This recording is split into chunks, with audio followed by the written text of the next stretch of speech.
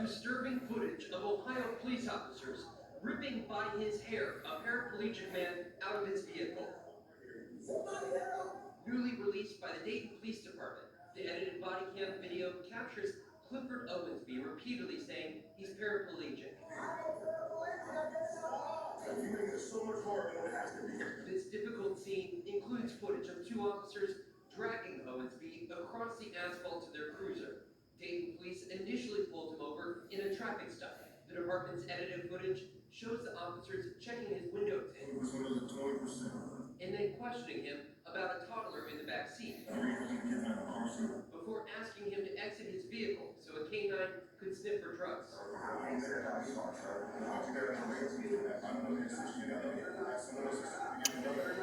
Oh, boy. He appears to call a friend. Owensby then requests the officer call his superior. Can you call your white shirt, please? I'm going to pull you out. Call my shirt. Get out of the car. That's not an option. You're getting out of this car. So you can cooperate and get out of the car. You on your track. 8 seconds later, the officers begin pulling him out. Police saying in a statement they are gathering all relevant evidence necessary for a complete and thorough investigation. But the president of the local fraternal order of police saying sometimes the arrest of non-compliant Jerome A. Dix, Dayton Fraternal Order Police President. Did these officers follow protocol for someone with a serious physical disability like this? There's no training in the academy that teaches you to yank suspect out of the car by the hair when all you're doing is investigating. There is no need to push this thing further and faster when we can de-escalate, slow it down, and then make the decision that a This man is paraplegic. They intend to file a civil lawsuit after Owens They didn't care. the ordeal on Sunday. I have nightmares. It really makes no sense. I should not have to leave out of my house every day wondering if this is going to happen to me again. All right, Vaughn, Hillary George is now live on set. So, Vaughn, people at home are going to be watching this, and they're probably going to be asking the question. The police union is defending the officers, but why exactly are they defending the officers if the man was paraplegic? Exactly, and this is where the heart of the issue comes down to here, and that is why this individual is filing a civil lawsuit against those officers, intending to do that because he says the only 2 citations he's received so far were, one, the window, the tint was too dark, and the second one, the child in the back seat was not in a car seat. Essentially, that was the justification for pulling him over. Now, that is where the police officer said he did not follow their orders, and of course, that is where the discrepancy in this video takes place. Ultimately, those officers, they did not give him the time to call a friend and have that friend come, and ultimately, that's when they removed him from that vehicle. And to be clear, no resisting arrest charges so far. They have issued potential court filings, but it's going to be up to this. Thank you for listening to Nubian Comedic Spectrum Inc. channel. This brief commentary is about, yes, I do believe in police. We need police reform, and I also believe that we need law and order. It's a lot of things that we in the Black community got to resolve on our own.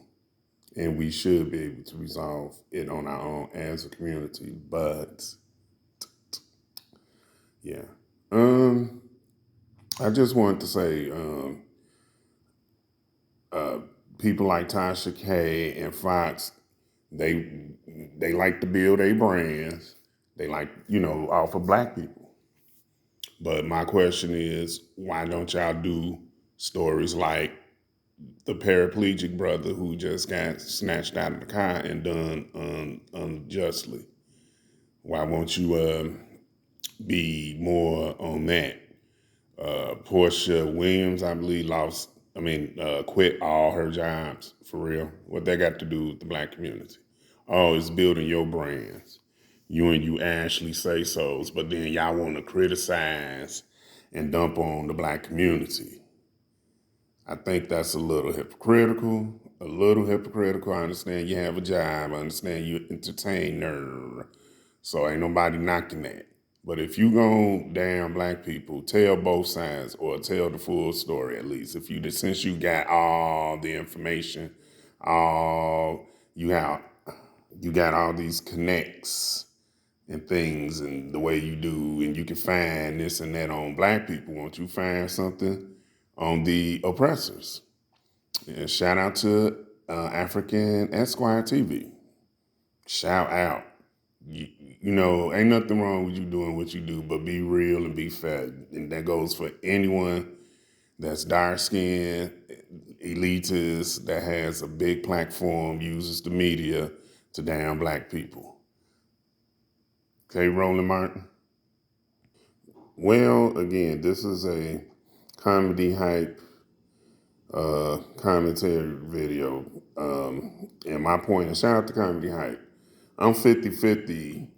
Comedy Hype to me is how can I say this? They for the black community. However, like I say, you could be sincerely wrong. I think they are trying. No, I don't support a lot of their commentaries. No, I really don't support their ideologies, but I do support that they do speak on, they're trying when it comes to black issues that need to be addressed, especially in the media, within the media. So it's a difference, you know, like Kwame Brown. Shout out to him. I don't agree with everything about him, but whenever he do something for the black community, uplifting the black community, I'm supporting that, and he's not just doing that to build himself. He's actually putting himself out there. So that deserves some kind of respect.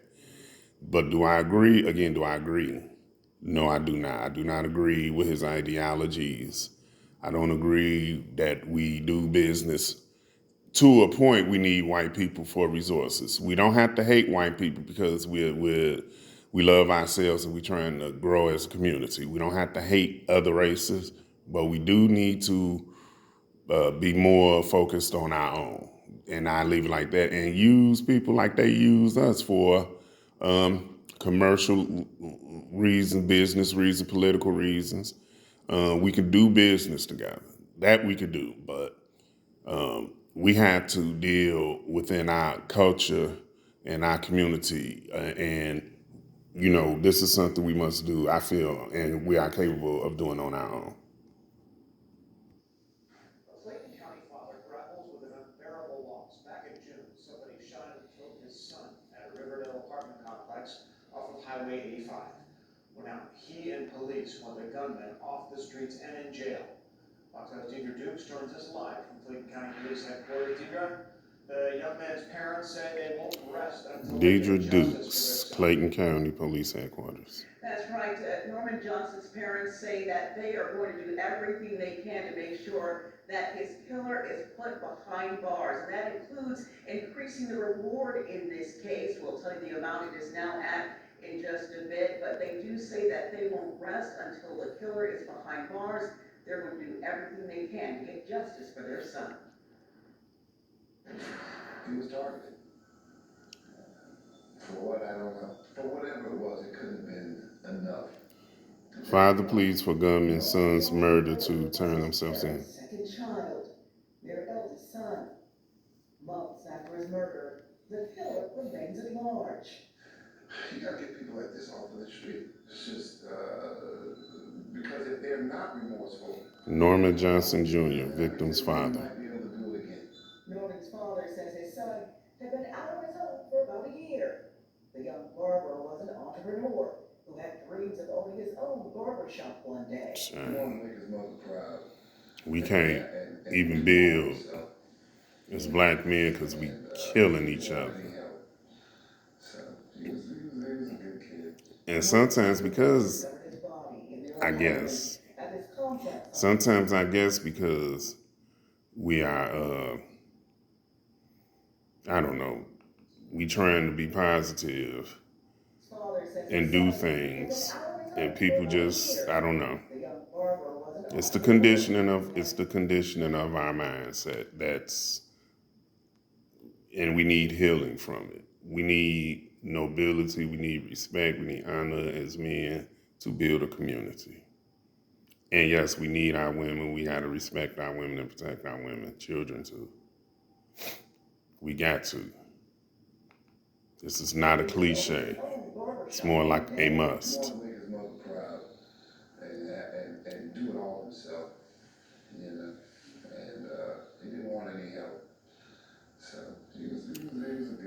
shout out to this family. In their apartment at his complex on the 5,000 Peace and block of love. Highway 85 in Riverdale on June 9th. The Johnsons don't know of anyone who would want to harm Norman. Mr. Johnson says nothing was taken from his son's residence, and there was no sign of forced entry. He had opened the door for someone that he knows, and that's just my guess. I don't see anyone just seeking him out at random just to kill. The Johnsons say they won't rest until the killer is behind bars, until they get justice for their son. Death is permanent. I'll never see my son again. Peace and love. Beautiful family. Now, the initial reward offered in this case was a $2,000 reward. We learned